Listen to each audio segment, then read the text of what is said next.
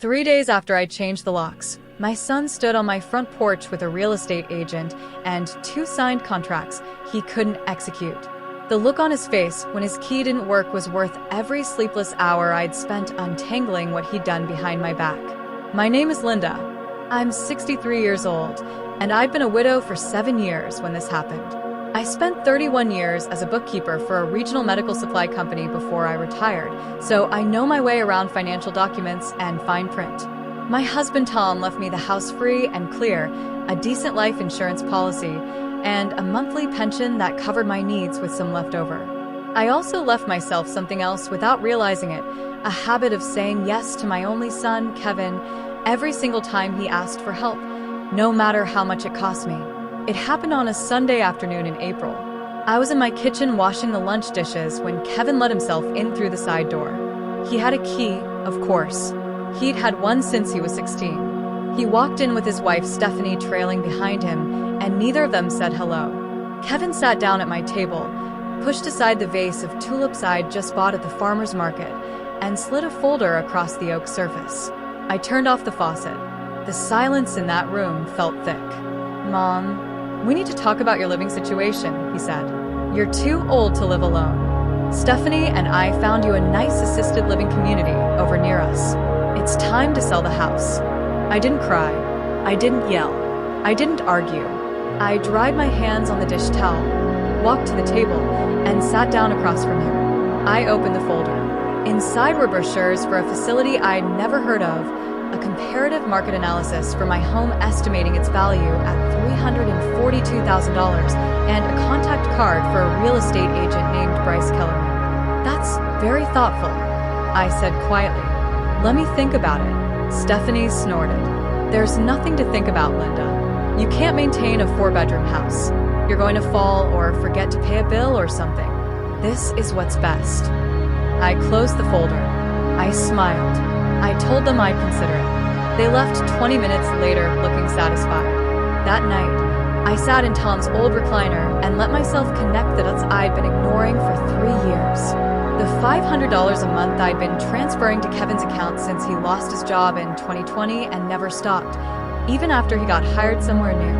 The $10,000 loan for their kitchen renovation that was never mentioned again. The fact that I was still listed as the primary on Kevin's car insurance to keep his rate low. The credit card I'd added him to as an authorized user when he was in college that he still used for gas and groceries. The week-long beach vacation I'd paid for last summer for all 4 of them, Kevin, Stephanie, and their 2 kids, because Grammy should treat the family. And now this, my house, the house Tom and I saved 7 years to buy. The house where I buried tulip bulbs every fall and repainted the shutters myself every other spring. The house that was mine, free and clear, titled only in my name. I didn't sleep that night. I made lists instead. Monday morning at 8:15, I logged into my bank account on my laptop. I navigated to external transfers and deleted Kevin's account from my linked profiles. Then I went to scheduled payments. The $500 automatic transfer set for the first of every month. Canceled. Confirmation number 837,592K. Effective immediately. I took a screenshot and saved it in a folder I labeled Boundaries. At 9:30, I called my car insurance company. I gave them my policy number and waited through the whole music. When the representative came on, I said I needed to remove an authorized driver. Kevin Michael Harmon. Date of birth March 9th, 1987. She asked if I wanted to confirm. I did. She processed it. I heard her keyboard clicking. Effective end of business day. My monthly premium dropped by $63. At 10:40, I called the credit card company. I told them I needed to remove an authorized user from account ending in 4471. Same name, same birth date. The representative asked if the card in his possession should be deactivated. I said yes. She said it would decline within 2 hours. At 11, I opened my documents folder and found the title to my house. My name, no lien, no co-owner. I made 3 copies at the FedEx down the street and put one in my safe deposit box at the bank that same afternoon. Then I did something I hadn't done in years. I went to a locksmith and had my locks changed. All 3 exterior doors. $190. The locksmith, a kind man named Gene, installed them while I waited. He handed me 4 new keys on a ring. I kept 2 and put the spares in my jewelry box. I used the $500 I'd just freed up to book a weekend trip to Asheville. A bed and breakfast I'd wanted to visit since Tom died, the kind with a wraparound porch and mountain views. 2 nights, $340. I scheduled it for the first weekend in May. I hadn't taken a trip alone in 7 years. Kevin found out about the credit card on Tuesday. He called me at 6:30 in the evening, right as I was sitting down to dinner. "Mom, my car got declined at the gas station. There's something wrong with the system." "There's nothing wrong," I said. "I removed you as an authorized user." Silence. Then, what? "Why would you do that?" "Because it's my account, Kevin. You have your own income." "This is insane. What's going on with you?" I told him I had to go. I hung up. My hand was steady. Wednesday, he showed up at the house. He tried his key. It didn't work. I watched him through the front window, jiggling the knob, confusion dawning across his face. He knocked. I opened the door, but left the screen latched. Why doesn't my key work? I changed the locks. "You, Mom, I'm your son. I need to be able to get in here in case something happens to you." I looked at him for a long moment. Nothing is going to happen to me. And if it does, the neighbor has a spare. Not you. His face went red. "This is about the assisted living thing, isn't it? You're being completely unreasonable. Stephanie and I are trying to help you. By selling my house. By making sure you're taken care of. I am taken care of, Kevin. By me." I closed the door. He stood on the porch for another 5 minutes. Then he left.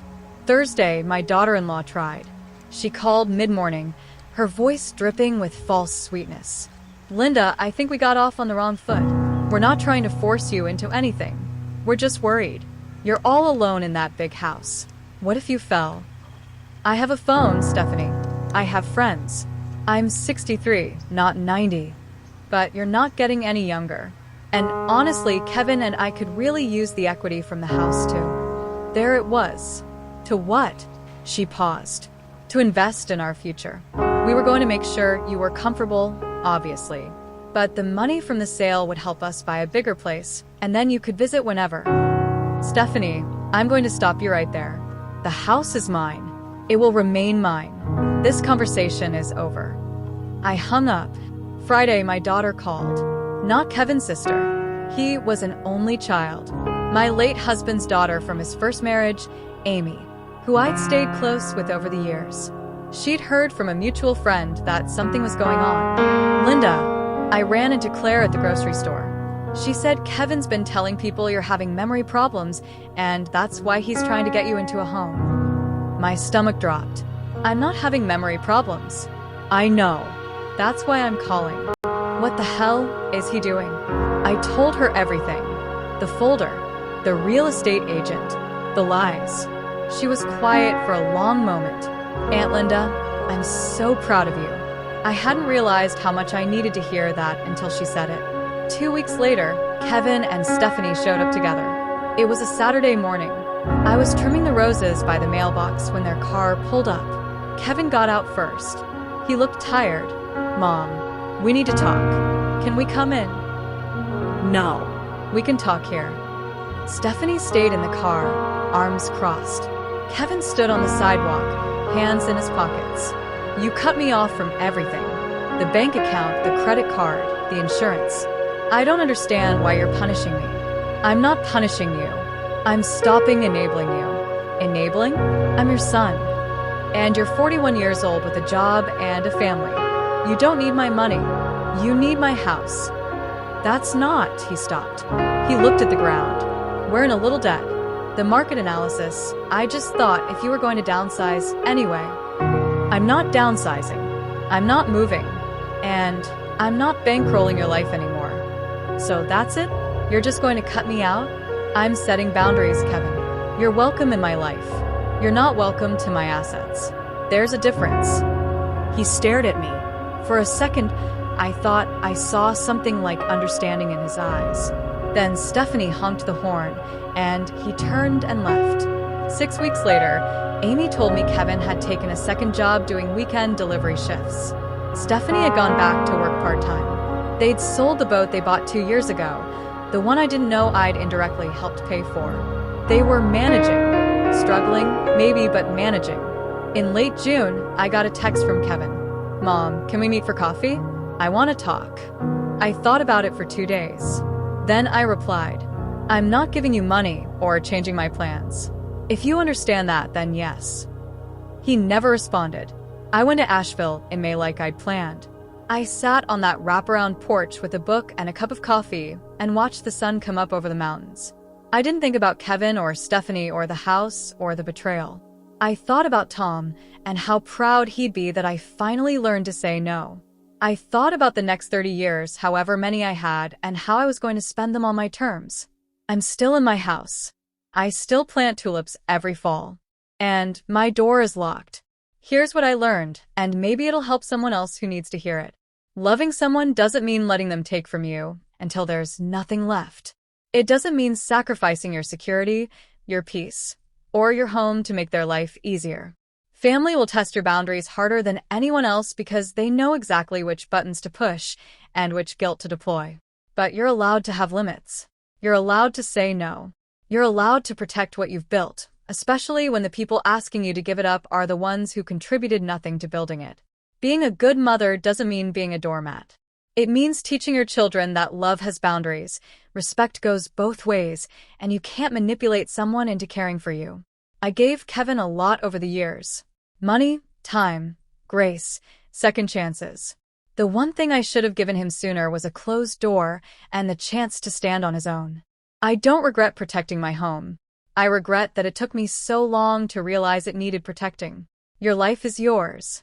Don't apologize for keeping it.